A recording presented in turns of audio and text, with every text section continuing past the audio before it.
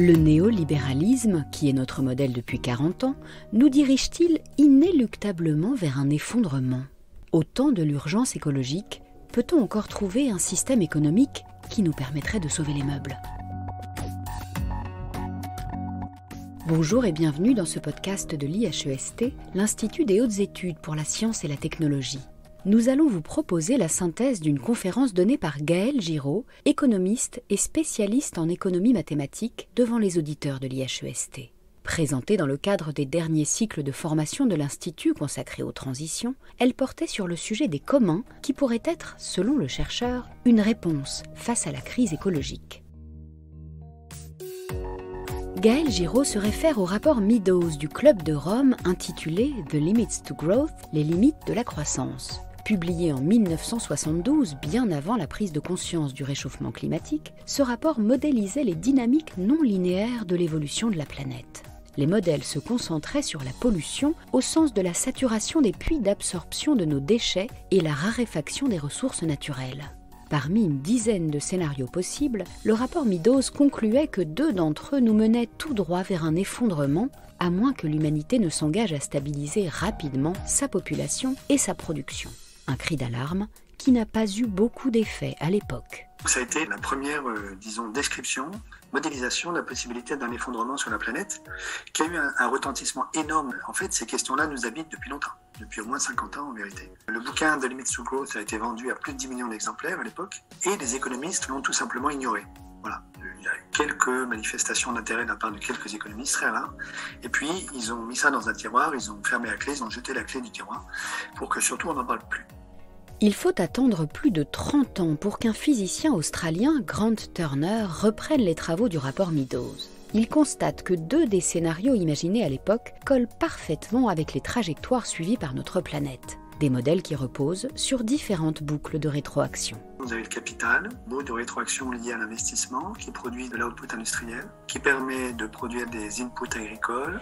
La terre cultivée permet de produire de la nourriture, qui donne de la nourriture par personne, ce qui a un impact sur le nombre de naissances, le taux de fécondité et le taux de mortalité. Et puis, vous avez l'autre versant du modèle, où la production industrielle fournit aussi des services. Les services, ça rend possible l'éducation, par exemple, qui a un impact sur le taux de fécondité ou le taux de fertilité. Puis les services, ça rend aussi possible les services sanitaires qui ont un impact sur la mortalité. Donc la bonne nouvelle, c'est qu'on est capable de faire de la bonne modélisation comme outil d'aide à la décision.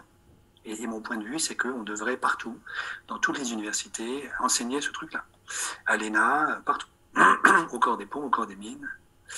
La mauvaise nouvelle, c'est que les 2 scénarios qui collent avec la trajectoire suivie par la planète sont les 2 premiers qui nous envoient tous les 2 sur un effondrement. Gaël Giraud dénonce la cécité des économistes qui sont toujours réticents aujourd'hui à intégrer les résultats du rapport Meadows dans leurs réflexions.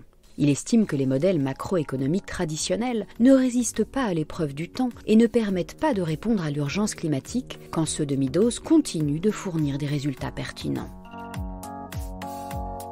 Pour appréhender l'ensemble des enjeux de la crise écologique, Gaël Giraud propose une vision thermodynamique de l'économie qui se détache de l'imposition d'une économie classique centrée sur les échanges marchands et le PIB.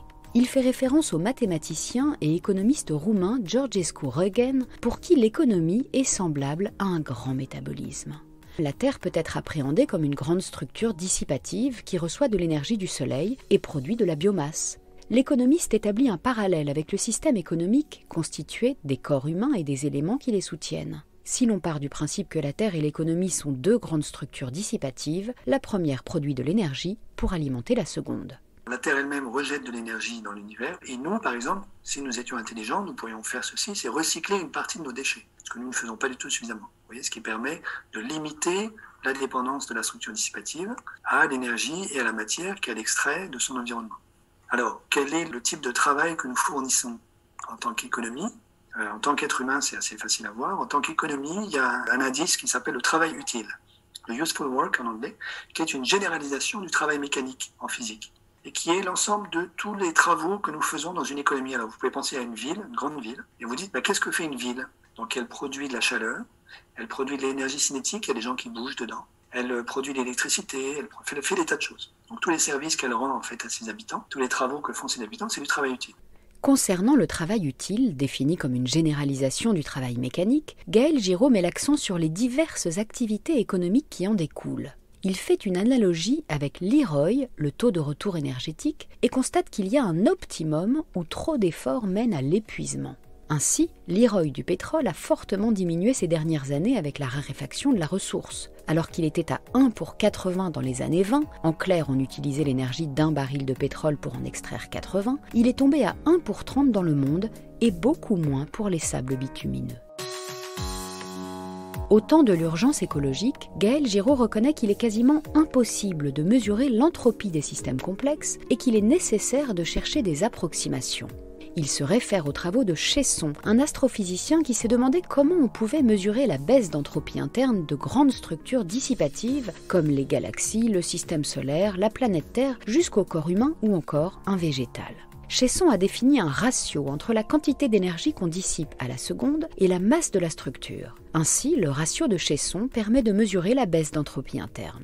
Une structure dissipative, donc une économie, une société, dans laquelle on va mettre en commun un certain nombre de ressources, va être capable d'avoir un ratio de Chesson beaucoup plus élevé qu'une économie ou une société dans laquelle on mettra moins de choses en commun. Qui dit un ratio de Chesson plus élevé dit une complexité interne plus élevée. Qui dit une complexité interne plus élevée dit une faculté à produire du travail et à métaboliser beaucoup plus élevée, en métabolisant moins d'énergie et aussi moins de matière. L'enjeu est donc de parvenir à dissiper moins d'énergie tout en maintenant un ratio de Chesson élevé.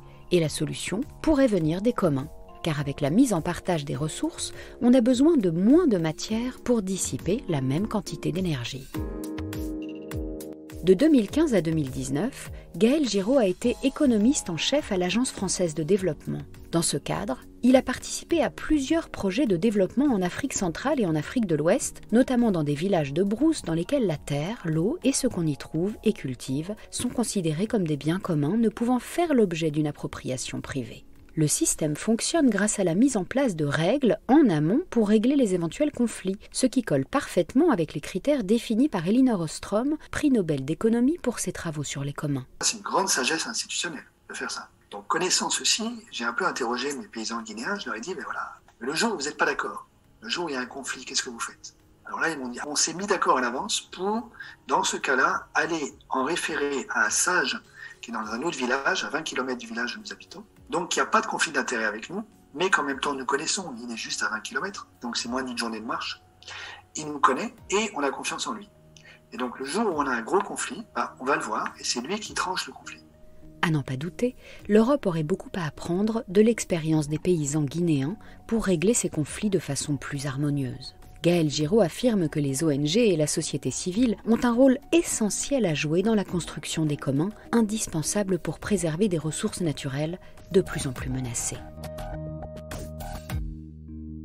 Face à la crise écologique, il est urgent de sortir de la dichotomie entre biens publics et biens privés. La nature, la biodiversité, le climat, l'eau, les forêts ou encore la terre devraient pouvoir être considérés comme biens communs au regard de leur fragilité.